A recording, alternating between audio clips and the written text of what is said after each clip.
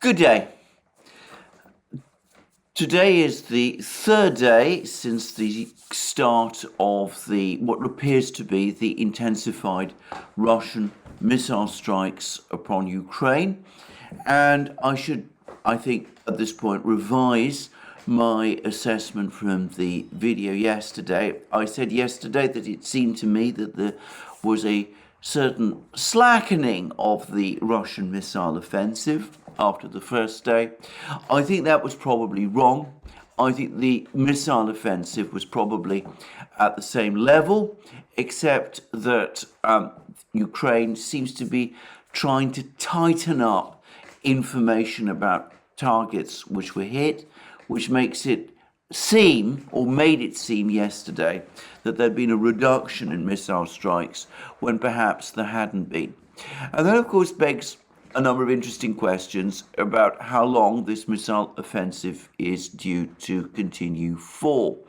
And various people have had quite a lot of fun pointing out, including myself, by the way, pointing out that in the past, where various Western commentators and Western intelligence agencies and Ukrainian agencies had suggested that Russia was about to run out of missiles, and it seems that they have not done so. Well, obviously they have not done so, but instead they're carrying out what appears to be a sustained missile offensive instead.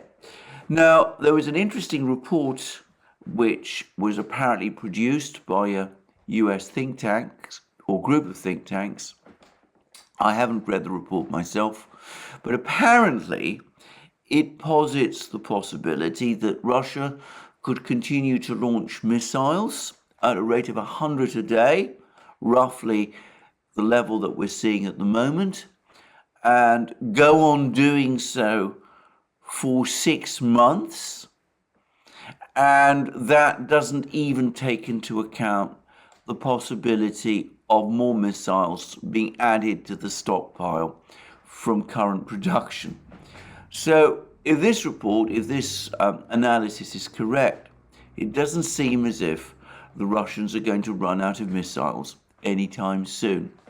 Now, I remain of the view that this isn't yet the really big campaign. That's probably going to come in a couple of weeks' time, and that this is at the moment aimed more at degrading the Ukrainian power system, and as John Helmer, Dancing with Bears, suggested, establishing its points of weakness for the big strikes which are to come. But one way or the other, it is apparently having an effect on the functioning of the power system. It hasn't broken down. There's still electricity in Ukraine. Electricity is being provided to most of the big cities. So we're not talking about a total blackout across the country persisting for days upon days. But apparently, Ukraine is being forced increasingly to move electricity around through the system, and the total volume, I don't know whether we could talk about volume, but the total amount of electricity that is running around the system, going through the system, is gradually falling.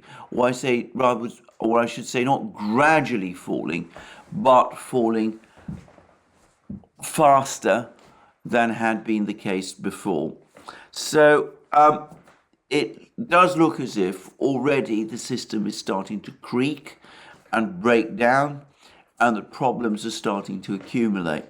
And one of the interesting things, by the way, is that this missile offensive, especially perhaps in the context of the Crimean bridge attack, which we'll talk about soon, but which did increase Russian popular anger about Ukraine. Well, this missile offensive has brought all kinds of civilian experts in Russia out, and one now starts to see them making comments and suggestions about how it can be made more effective. And one suggestion, which I did find quite interesting, was from a railway engineer who suggested that the single most effective way of knocking out or rather doing serious damage to the Ukrainian to the Ukrainian railway system, the system which Ukraine uses to transport troops from one front to the other, to move equipment from one front to the other, and perhaps most important of all, to bring equipment in from the West, that the most effective way of degrading the system is not to go after the railway tracks, obviously, or even attack the railway stations, but to go for the depots where the locomotives are repaired and maintained, and also to strike at the places along the Western railway, in the Western junctions where trains pass from Poland into Ukraine, and they have to be adjusted for the differences in gauge. Now, this person did make the point that if a sufficiently large number of locomotives are destroyed, Ukrainian locomotives apparently all date from the Soviet era. They are built, designed for Russian gauge, which is different from European, and it would be impossible for Europe or the West to replace quickly Ukrainian locomotives with Western ones because the gauge is wrong. Well, that's one railway engineer. I don't know how practical that is, but you can see that all sorts of people are now chiming in and bringing their proposals forward.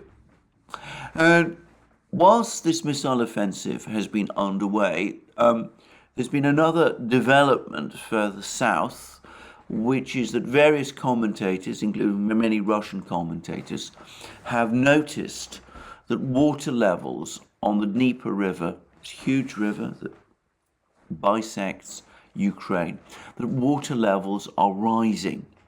And there were some rumors and speculations yesterday, over the course of yesterday, that the reason for the rise in water levels was because, allegedly, Ukraine was transferring water from the Kiev reservoir into the Dnieper with the specific intention of raising water levels in order to somehow presumably submerge or damage the Novaya Kakhovka dam in ways that would supposedly facilitate the Kherson offensive, Ukraine's Kherson offensive. I have to say, that doesn't make a great deal of sense to me. I'm not quite sure how all that works, and I'd be surprised if a structure like the Novaya Kakhovka dam is as vulnerable to the rise of water levels as some people have been suggesting. But anyway, it seems that that speculation was wrong, because what apparently is actually happening is that as Ukrainian power stations are being damaged, Ukraine is having to rely increasingly on its hydroelectric plants in order to maintain electricity levels. And that means that more water is having to pass through the dams that are holding back the Kiev reservoir, and that it is that which is causing water levels in the Dnieper to rise. In other words, the rise in the water levels of the Dnieper are a byproduct of Russia's missile offensive. Well, that's, I think, all we can say about this missile offensive at the moment. I've been reading more accounts this morning of more Russian missile strikes. I'm not able to gauge, to work out myself how extensive these are. They do seem very extensive.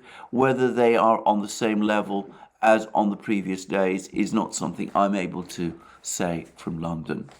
But perhaps more interesting has been a whole series of reports which have been pouring in from the FSB, Russia's counterintelligence agency, and the Russian officials about how the bomb attack on the Crimean Bridge was carried out.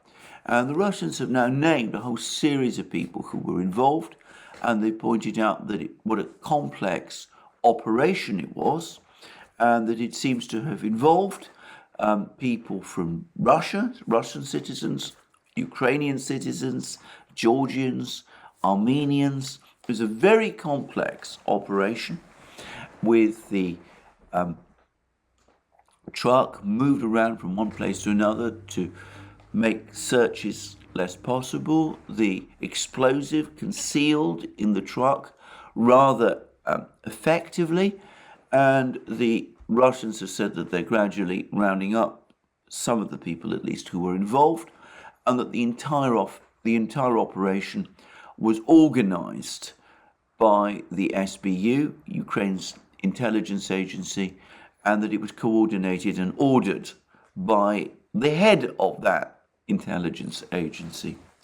The most interesting thing that one gleans from reading all these reports is that apparently the SBU had quite a sophisticated operation in Russia, tracking the movements of the truck, keeping an eye on where it was going, and presumably there would have been some way to detonate it remotely when it reached the bridge, on the assumption that the driver was not a suicide bomber, which appears to be the current theory.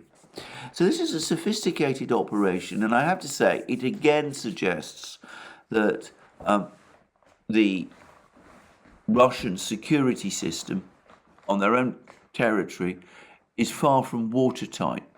Where it is an enormous country, the ability to keep track of everything, every truck that's moving, I mean, that would probably stretch even the most thorough and professional and all-encompassing intelligence and security agency.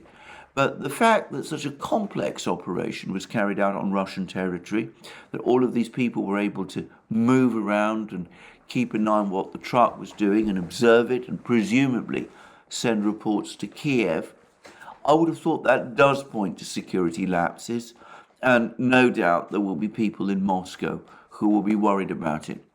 Whilst I'm on this subject of security lapses and potential attacks in Russia itself,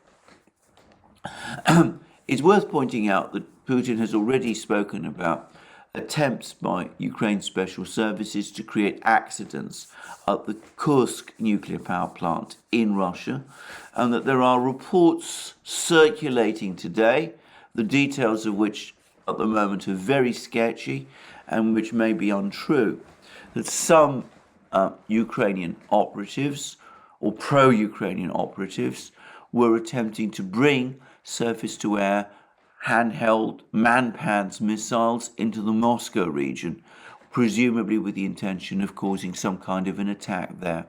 So altogether, this is the narrative that the Russians are now giving us of Ukraine increasingly engaging in sabotage and what the Russians would call terrorist attacks, what Western powers, if it were done to themselves, would also call terrorist attacks, as the Ukrainians look for ways to respond to Russia's special military operation, which is, by the way, to my surprise, what this operation is still being called. Now, on the topic of that special military operation, at the moment, as I said, the situation on the battlefields appears to be relatively calm, but I think it might be worth pointing out that for the moment, as of now, as of Wednesday morning, in other words, Wednesday morning in London, and for the last 2 days, such advances as there have been across the battlefronts have again been carried out by the Russians. I said that there was a Russian counterattack towards Krasny Liman, which has now recaptured a string of villages and brought Russian forces or pro-Russian forces once again, apparently within striking distance of Liman. I said previously, I don't think the plan yet is to attack Liman itself, but anyway, they seem to be advancing there. And of course, we've been getting more reports now that the Ukrainian situation in Bakhmut is becoming increasingly perilous. Ukraine still has large forces in Bakhmut. They're still resisting. There are reports that they are removing civilian officials from Bakhmut. But if there's been any discussion about pulling out of Bakhmut, that so far has been countermanded. But it does seem as if the ring around Bakhmut is now tightening, and that Bakhmut is effectively now surrounded, at least from three sides, with this ring around the city steadily closing.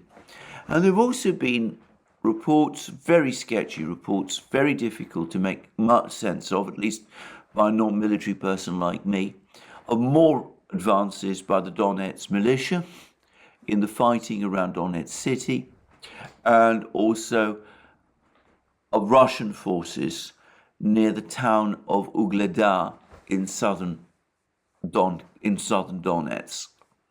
So, at the moment, such advances as there have been from the Russian side. It's some days now since we've heard of any further Ukrainian advances, either in Kherson region or in northern Donbass and Kharkiv region, or indeed in and around Zaporozhye. Now, that may mean that the Ukrainian offensive has run its course. Perhaps they still have, as I said, some remaining trick they can pull off. But for the moment, at least for several days now, the Ukrainian offensive at least seems to be at a stop. And in fact, in one or two places, in Liman specifically, in the Liman area, it appears to be going backwards. Though, as I said, I would not, for the moment, personally, put too much weight on that. So, where are we in other things? Well, the leader of the UAE is has been in Moscow, where he's had a very friendly meeting with President Putin. The UAE is, of course, a major participant in OPEC+. It supported the recent oil production cut. The Biden administration remains furious with Saudi Arabia. It's cutting off contacts. There was supposed to be a Saudi-US meeting. Apparently that's been cancelled. There have been all sorts of wild threats of actions by the United States against the Saudis, things which, to be honest, I think are most ill-advised, but there we go. There's also reports now that the price of natural gas in the United States is rising because so much of it has been exported to Europe. And my own view remains that this export of LNG to Europe from the United States has probably reached its limit and will soon start to fall, in which case there will be more problems in Europe, which I'm going to come to at the moment. There's a meeting apparently in Washington of the IMF, an annual meeting, and I gather, I read a report in the Daily Telegraph from the journalist Jeremy Warner, that the mood there is becoming increasingly grim, that there's a sense in Europe that things are going very badly wrong, and we're starting to see the first signs of recrimination between the Europeans and the Americans. Europeans have finally grasped that there is an imbalance, if you like, in the levels of suffering that the sanctions war has created. The United States obviously has its economic problems. Inflation there is high, but there isn't this sense of economic crisis that there is in Europe. And there's been some murmurings and mumblings about the fact that the Americans are taking advantage, and they seem to, that they allegedly are benefiting from this crisis at Europe's expense. French officials have been talking about that.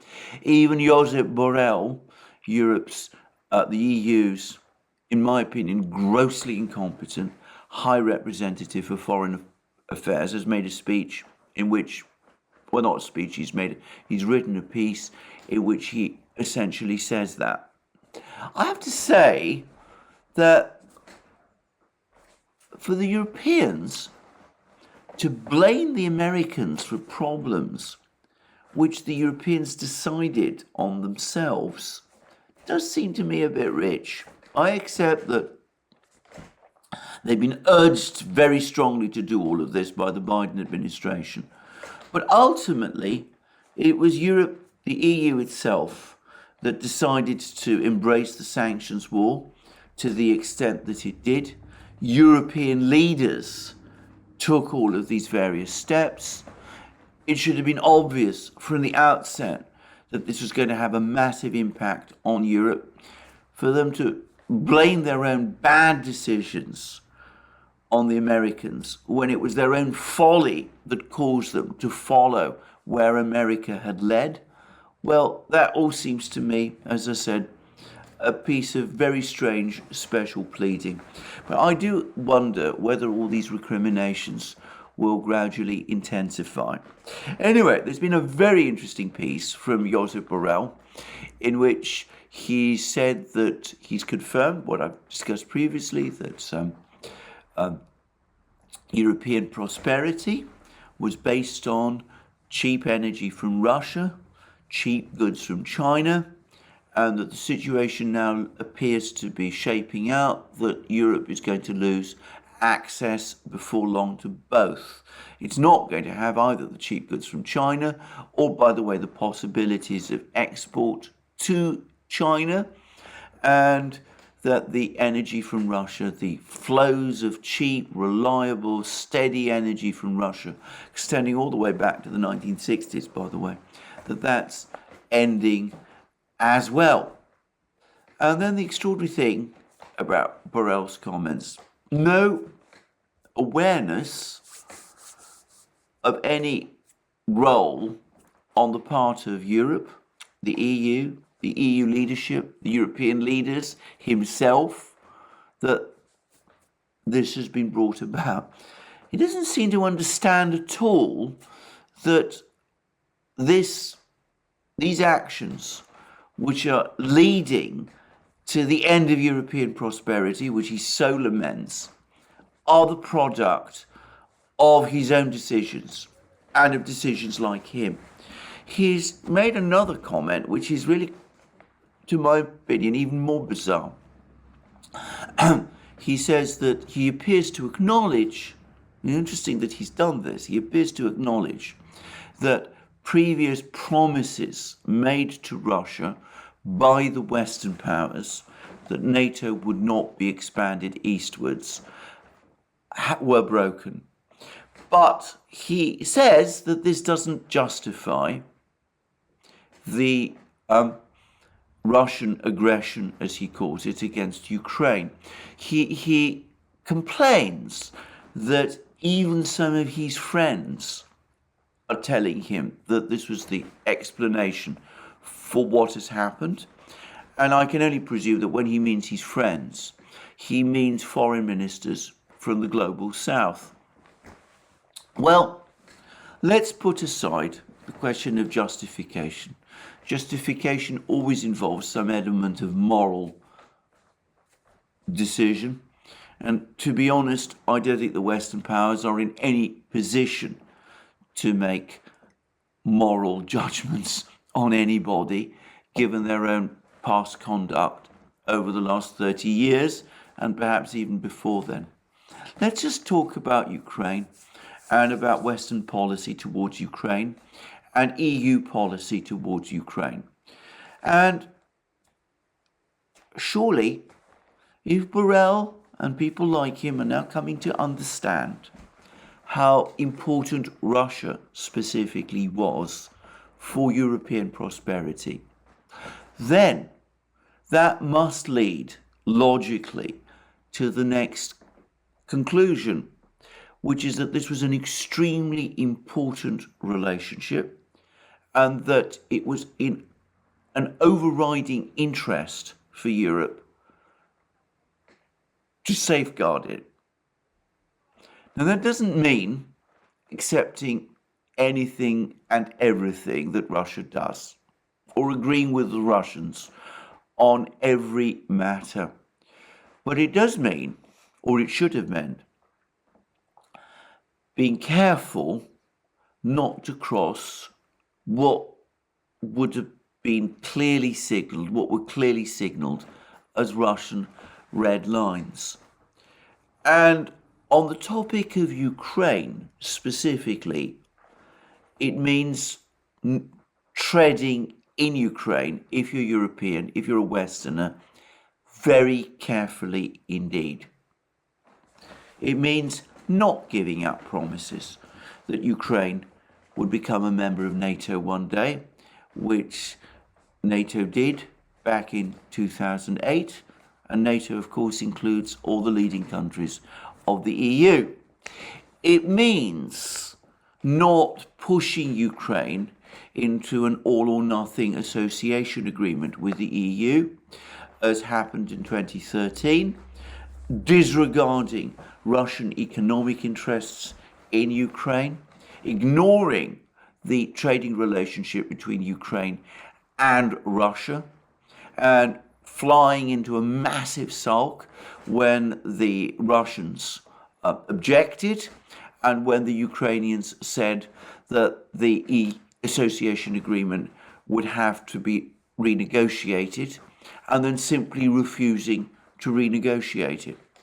It also means not supporting an extra constitutional and unconstitutional seizure of power by a particular faction in Ukraine in February 2014, especially when that faction includes people who are viscerally hostile to Russia and who are viscerally antagonistic to Russian-speaking speakers in eastern Ukraine and want to impose the Ukrainian language on them.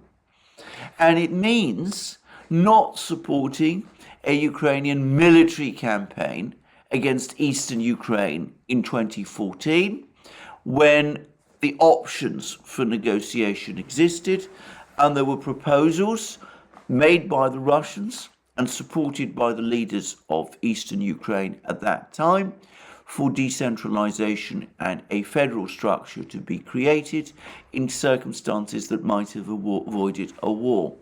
And it also means,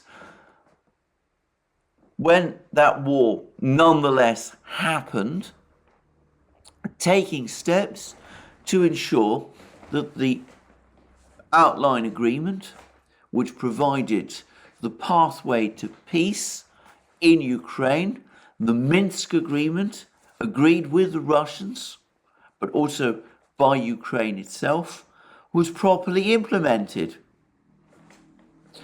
The EU did none of those things. On the contrary, it has ignored entirely Russian concerns about Ukraine, Russian sensitivities about Ukraine, sensitivities which the Russians have been signaling and talking about for years. Not just years, but decades. Now, when this point is made, whenever these points are made, people like Borrell come back and they say, well, it's not what the Russians want or worry about that matters. It should be only what Ukrainians want. That's the only thing that matters. And of course, by that, when they mean Ukrainians, let's be very clear about it, they mean pro-EU Western Ukrainians, they don't seem to acknowledge the existence of pro-Russian Eastern Ukrainians, who they seem to see only as a proxy for Russians. Well, you're going to take that approach if you are going to pursue that kind of policy. Then don't be surprised if your relations with Russia go smash. And don't place all the responsibility on the Russians. Start to accept and acknowledge that this has been created to a great extent, I would say to an overwhelming extent, by your own mistaken decisions. And of course, given how important that relationship with Russia was for your prosperity, ask yourself the question whether you have done right, whether in fact you haven't sacrificed the prosperity of the people of Europe on some sort of quixotic quest in Ukraine, which was bound to raise Russian hackles and create that crisis and that breakdown in that relationship between Europe and Russia, the EU and Russia, which people like Borrell now grudgingly acknowledge was so important. When I say all of this, it seems to me blindingly obvious that this was the case. But of course, Borrell refuses to see that. According to him, Europe always acts with the best interests of everybody in mind, with the best intentions. It's always the other side, the Russians, principally, at the moment. But also, even Borrell is now talking about the over-dependence of Europe on the US. But just as the collapse in relations with Russia is the product of EU decision-making and EU policies, who ultimately is responsible for the breakdown, for this over-dependence on the US, which Borrell and so many other people in Europe is now complaining about. I have to say, European leaders are not behaving, or so it seems to me, like statesmen and stateswomen, people who lead great nations that have made huge contributions to the world, not always good contributions, it must be said, but certainly important ones. They behave like spoiled children who assume that they're entitled to whatever they want. They have this massive sense of entitlement, and they go into a huge sulk when things turn out otherwise. Well, I hope these spoiled children will at some point grow up and understand that this situation in Ukraine is not going at all as they anticipated. In December, the EU stops importing Russian oil. No obvious substitute for it there on the horizon. Even if the OPEC Plus people were to reverse their production cut, which they show no sign of intending to do, well, there would still be shortages of oil because, as EU leaders have been repeatedly told, there simply isn't enough oil around in the global supply system to replace Russia. Now, the G7 had a virtual meeting yesterday to respond to the Russian missile attacks, and they published a statement, a lot of windy rhetoric, again, as I said, oblivious to the extent to which the West is responsible for much of this problem. It made some really extraordinary comments, by the way, about the Zaporozhye nuclear power station, which again appeared to blame the Russians for the problems of the power station, even though it is the Ukrainians who've been shelling it. But never mind. But the G7, the one thing it failed to do in this statement was say anything at all about the oil price cap idea on Russian oil that's been so much talked about. Now, some people think that this suggests that there's still disagreements about this. I would like to think so.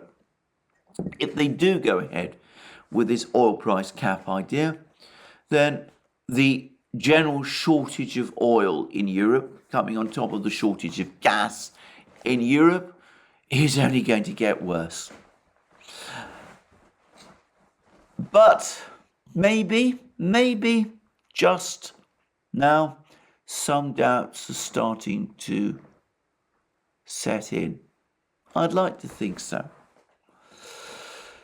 Time window is becoming increasingly short. And I say this now many times. We're close to winter, despite some claims that I've seen about temperatures this October being higher in Europe, at least in London at the moment. I'd say that they're lower in Britain than they probably were this time last year. That's my own guess. But anyway, one way or the other, things don't look particularly good economically. I think they're going to look a lot worse militarily in Ukraine before very long. I've talked about how the Ukrainian offensive seems at the moment to be at a stop, and it's the Russians who are making the advances. We're getting this sense that huge forces are gathering and are preparing to launch some great Russian advance. I understand that the director of Belarus's intelligence agency says that if the Russians complete their mobilization successfully, then they will soon have overwhelming forces at their disposal, and that this could all be over by February. Scott Ritter, one of the most astute commentators about the war, and obviously a person with a military background, which is more than I have, thinks the same, that the Russians are now coming close to the point where they can deliver a knockout. If that's true, if the window is February, I'm not saying it is, I'm not able to give those kind of timelines, then I wonder whether people like Borrell and company realize that. If what people like the director of Belarus's intelligence agency says, what Scott Ritter is saying, if all of these claims are true, then by midwinter, there may not be much left in Ukraine to negotiate about. Because I'm going to say this, if the Russians do win a knockout military victory in Ukraine over the next couple of weeks, if the Ukrainian economy implodes, which I have to say is looking to me increasingly likely, if the power structure that is clinging on in Kiev collapses, I'm not sure that the Russians will be in a mood to talk about Ukraine anymore. I've mentioned this in the past. Ukrainian offensive in this autumn seems to open up possibilities for negotiations. But it seems to me that it's now clear, or beginning to become clear, that that offensive, if it has indeed run its course, has been a strategic failure.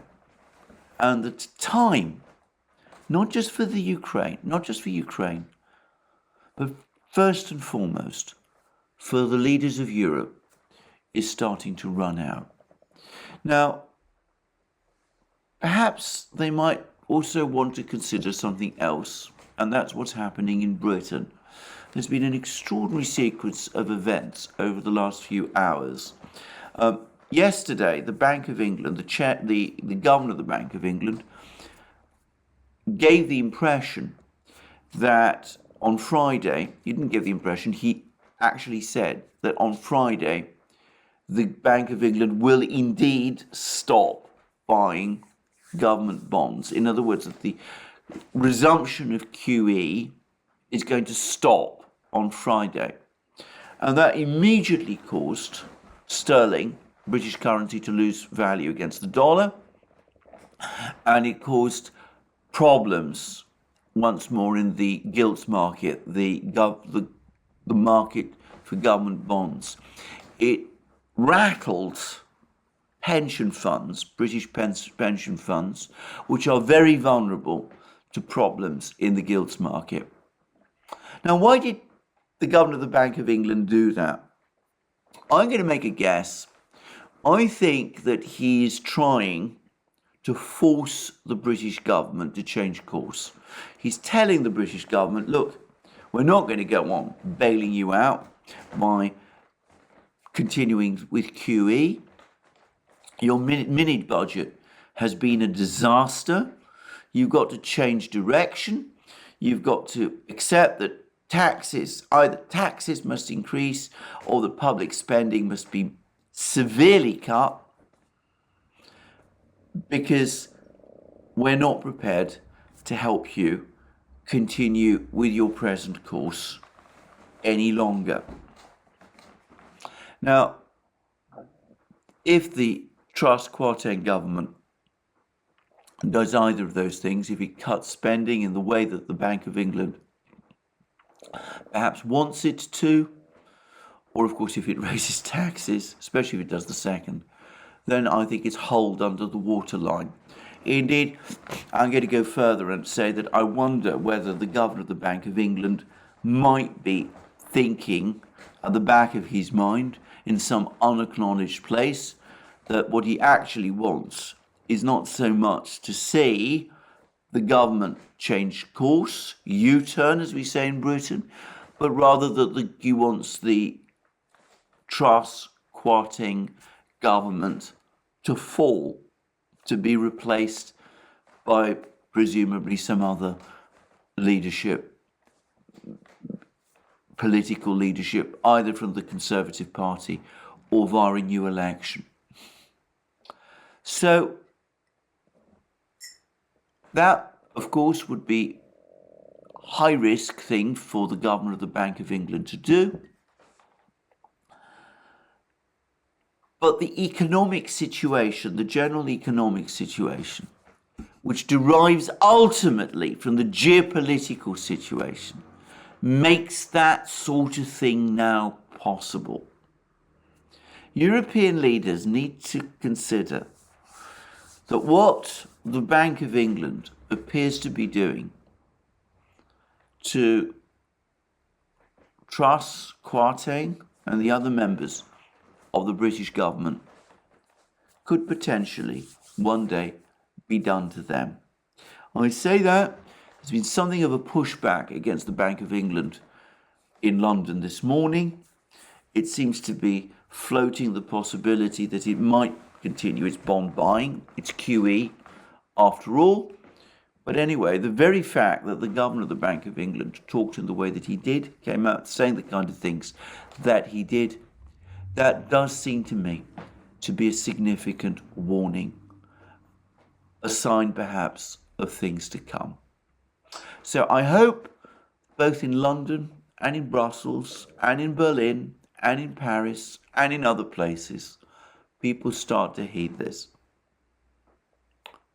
I have to say, I don't think that the spoiled children, the people who run the affairs of Europe, have that ability to do that. But anyway, we will see what they will do, and we will see how things turn out. Well, that's me for today. No doubt we'll be getting more information soon.